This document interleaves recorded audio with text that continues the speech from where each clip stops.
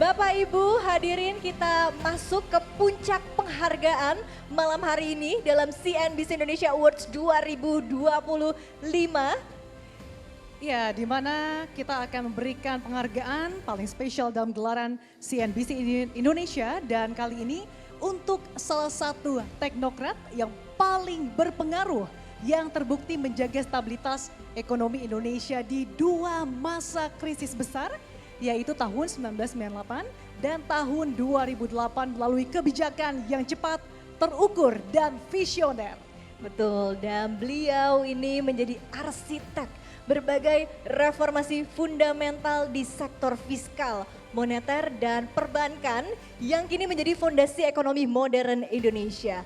Konsisten, integritas, dan kontribusinya dalam membangun ketahanan ekonomi nasional menjadikannya sosok yang sangat layak untuk menerima penghargaan paling istimewa malam hari ini, yaitu penghargaan Lifetime Achievement Awards yang dianugerahkan kepada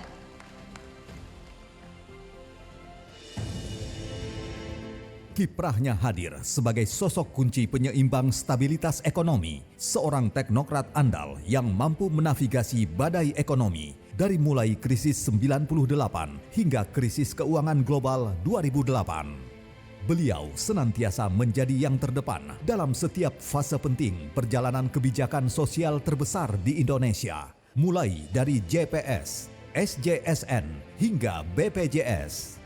Ketika mengemban amanah sebagai Menko Perekonomian, di tangannya tahun 2006 Indonesia berhasil melunasi hutang IMF. Pencapaian berlanjut saat menjadi Wakil Presiden, ekonomi Indonesia tumbuh. Atas bakti dan kontribusi nyata untuk negeri, CNBC Indonesia menganugerahkan Lifetime Achievement Award kepada Wakil Presiden ke-11 Republik Indonesia, Budi Yono.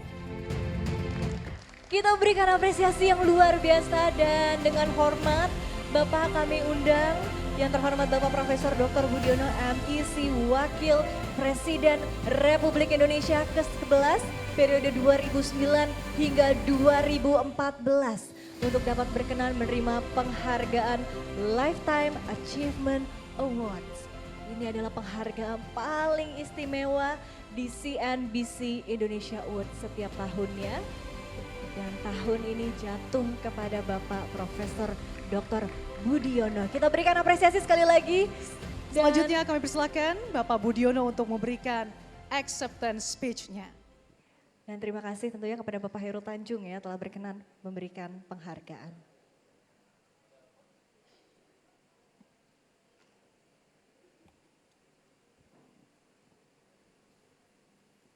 Para hadirin sekalian yang saya muliakan, saya tidak akan menyebut satu persatu karena pasti ada yang kelewatan nanti. Saya mohon izin untuk membaca karena saya sadar dengan bertambahnya usia itu sering kalau pidato itu hilang jalan.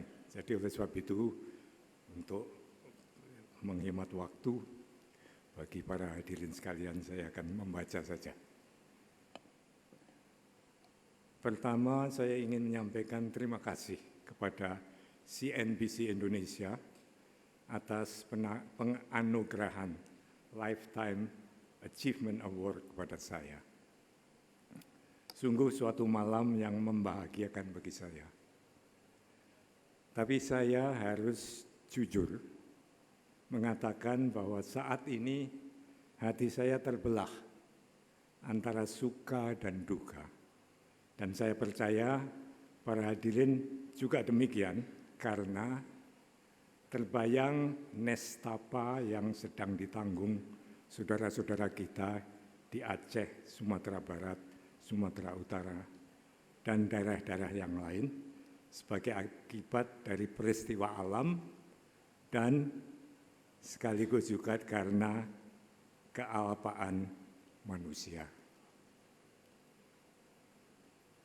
Saya juga percaya masing-masing dari kita ikut memikirkan apa yang bisa dilakukan untuk meringankan nestapa mereka.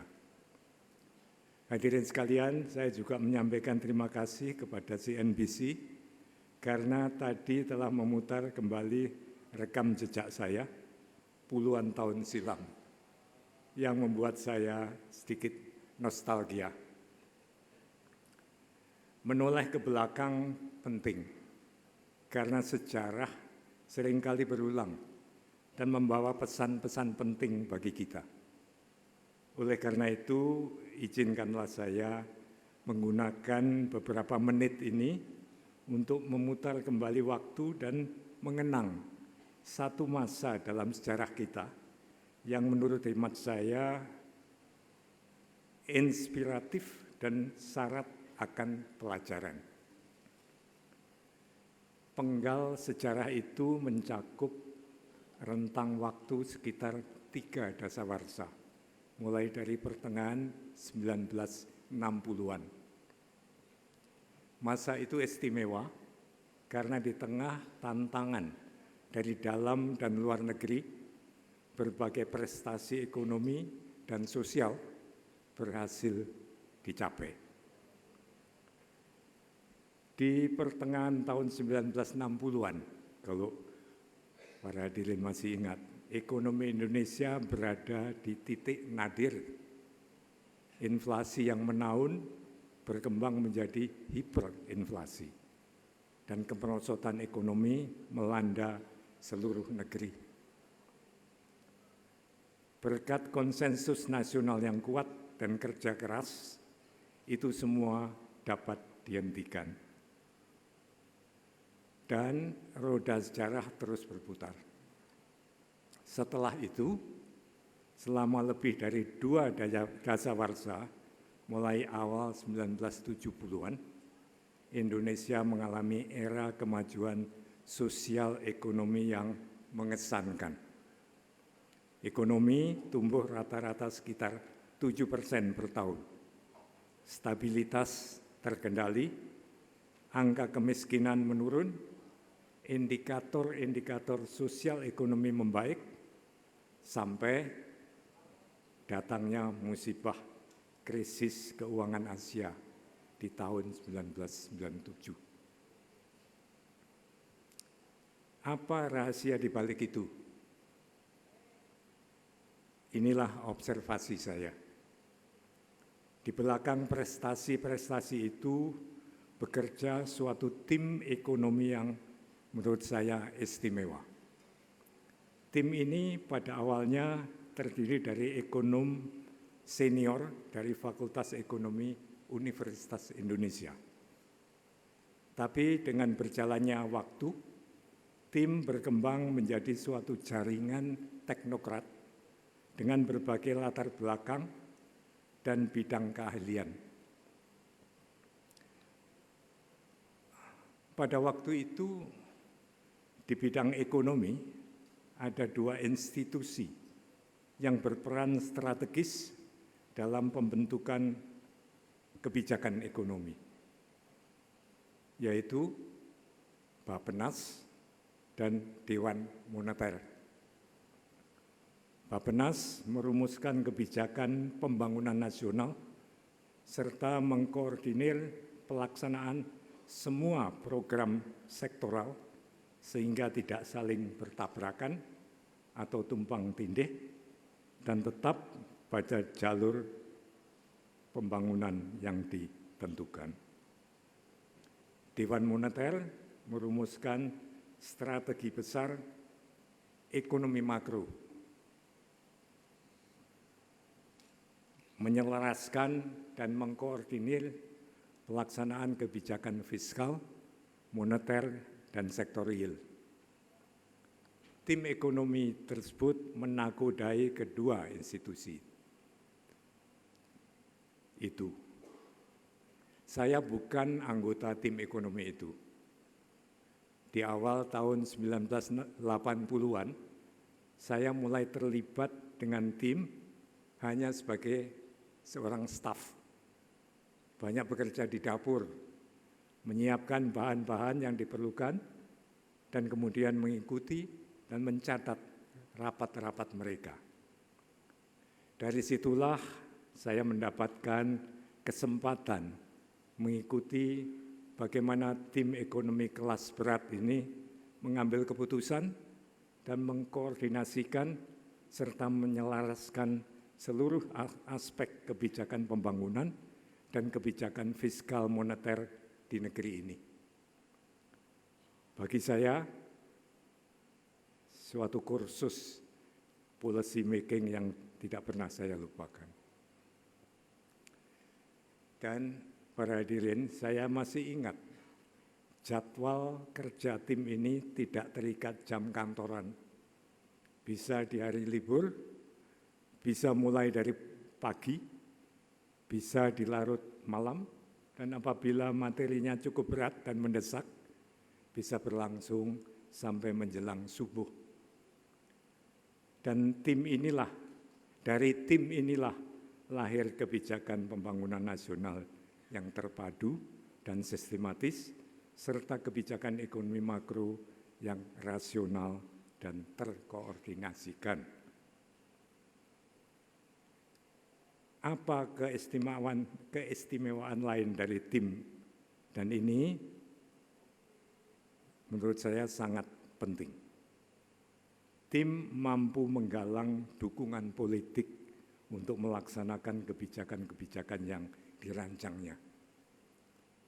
Sejarahnya, tim ini dibentuk atau terbentuk pada pertengahan tahun 1960-an karena situasi gawat menuntut itu. Hiperinflasi, kegiatan ekonomi mandek, gunjang-ganjing sosial politik. Keadaan kritis itu mendorong teknokrat dan politikus merasa saling membutuhkan untuk menjawab tantangan yang sedang dihadapi bangsa. Sejarah mencatat bahwa dalam waktu kurang dari 2 tahun, hiperinflasi berhasil diakhiri, kemerosotan ekonomi dihentikan. Setelah keberhasilan itu, tim mendapat kepercayaan untuk menyusun dan melaksanakan rencana pembangunan 5 tahun, Repelita, sebagai acuan tunggal kebijakan pembangunan nasional. Disinilah menurut saya pelajaran utama dari penggal sejarah ini, yaitu kalau kita ingin berhasil membangun negeri, politik dan teknokrasi harus bersinergi dan saling mengisi. Politik tanpa didukung teknokrasi hanya akan menghasilkan slogan-slogan politik muluk, lepas dari realita, karena tidak didukung oleh langkah-langkah yang sistematis, terkoordinasi, dan rasional untuk mewujudkannya.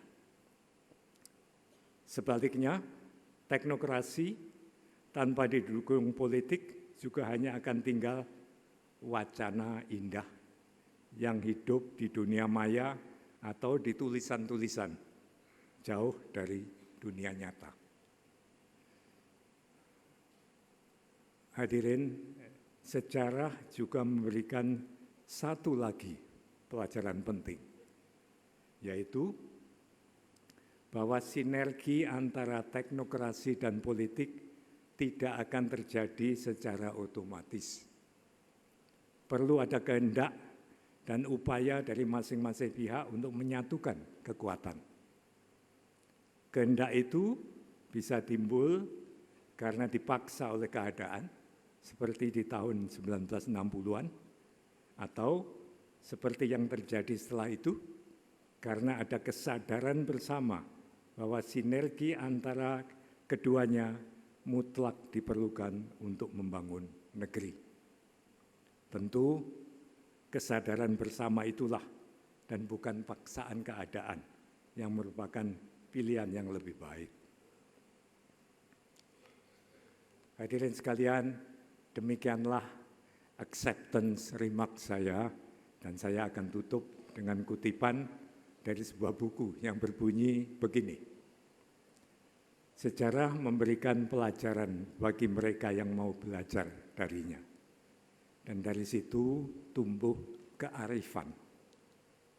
Saya sampaikan selamat kepada para penerima award dan selamat berkarya kepada CNBC Indonesia. Maju terus dan sukses. Terima kasih. Wassalamualaikum warahmatullahi wabarakatuh. Waalaikumsalam, terima kasih Bapak Profesor Dr. Budiono. Dan kami ucapkan selamat sekali lagi atas penghargaan Lifetime Achievement Award. Terima kasih Bapak atas dedikasi kerja keras yang tentunya terus menginspirasi kita semua.